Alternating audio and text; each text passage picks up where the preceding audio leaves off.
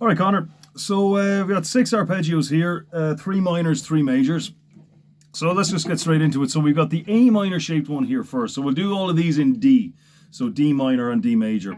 So this is the A minor shaped one, which starts on the root, right? So now there's nothing, you don't have to have 12 notes in it, but what is nice about having 12 notes in it is that it's easy to cycle. So 1, 2, 3, 4, 5, 6, 1, 2, 3, 4, 5, 6, and so on, right? So we're starting here, A minor up 5, gives us a D minor.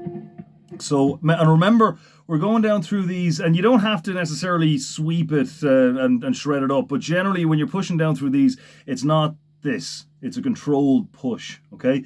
So we're going down, hammer, 3 frets up, rolling across these 2. Just going to go back and forward on those, make sure the notes don't overlap too much. Then we're reaching up 5 frets. And as you're doing this, 1st, 3rd, 5th, 1st, 3rd, 5th, 1st, 5th, 3rd, 1st, 5th, 3rd, 1st. Okay, next one, we're starting off on the 3rd. So this all revolves around the E minor shape. And keep in mind, this is just the way I do it. You can, if you want, do it that way as well. All right, so here we go. So rolling up, well, hammering up, 4 frets, rolling across here, and then a triple roll up to the minor 3rd, okay?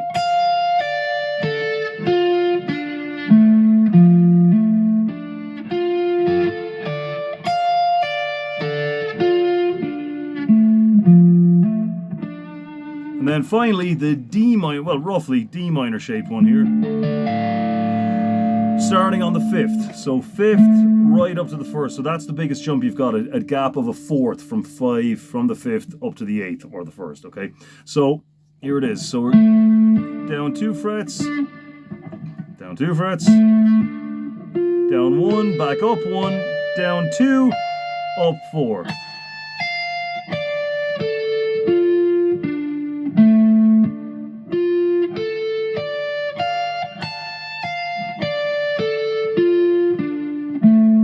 And that covers the entire fretboard, because by the time you get back to the top of this one,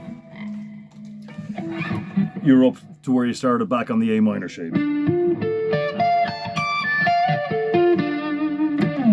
Okay, so if you know where all the 3rds are, you can figure out, and it's a good exercise as well to figure these things out for yourself as well. I will go through them obviously, but so 1st, 3rd goes up 1. So we're doing the majors now.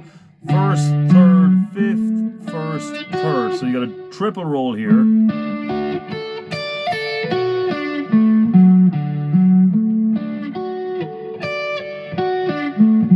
Okay, and generally for those reaches, thumb to the back and elbow in a bit. Okay, that's, and another way of looking at it is just to make sure you can put this kind of fan shape on the fretboard. If you ever find like your fingers are kind of pointing that way, like pointing in at each other, try to readjust so that it's more out like that.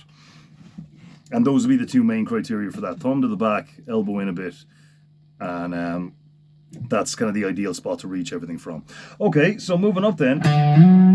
So this is revolving around here, the E major shape. Okay, so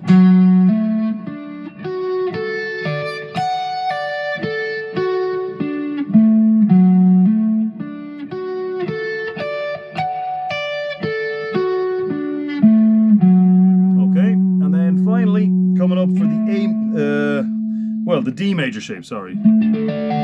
So, big jump here, down only 1 fret this time for that major 3rd, 5th, 1st, 3rd, 5th, 1st, 5th, 3rd, 1st, 5th, 3rd, 1st, down to the 5th. And try as well to go up 1 and down the other, just to kind of join them all up. And remember, you can just use parts of these. So let's go back to the minors here, D minor.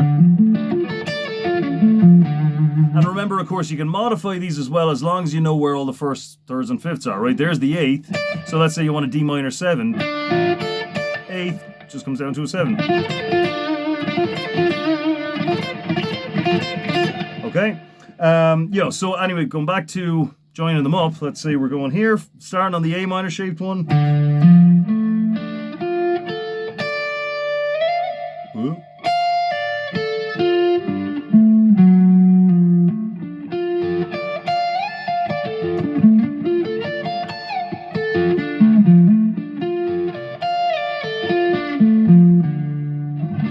So you really kind of know how to navigate them that way. So start off with those anyway. And as I said, you know, pick one or two that you really like and mess around with them a little bit. And remember as well that you don't have to start on the 5th string like that. You can just take it up 5 frets and up a string and start on the 6th string as well. I just personally prefer keeping the 2 notes on the 5th string. So see how you get on with those and mess it out with them. See what other arpeggios you come up with. But those are the foundational ones because those are your basic 1st, 3rd, and 5th triads. All right, I'll see you next time.